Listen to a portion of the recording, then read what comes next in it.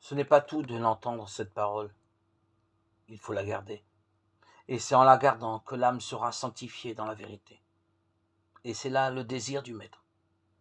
Sanctifiez-les dans la vérité, votre parole est vérité. Jean 17, 17.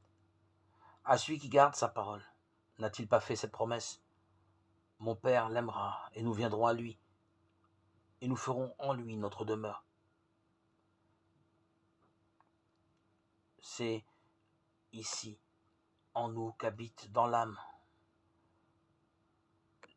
en celui qui désire et qui aime la vérité, que se trouvent le Fils et le Père, en communion avec cet Esprit, l'Esprit Saint, tout en gardant sa parole.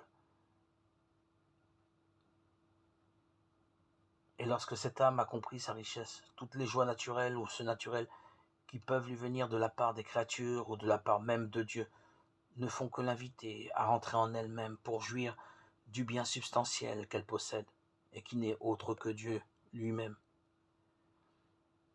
Et elle a ainsi, nous dit saint Jean, une certaine ressemblance avec l'être divin.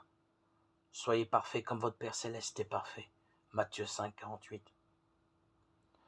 Saint Paul nous dit qu'il opère toutes choses selon le conseil de sa volonté. Éphésiens 1, 11.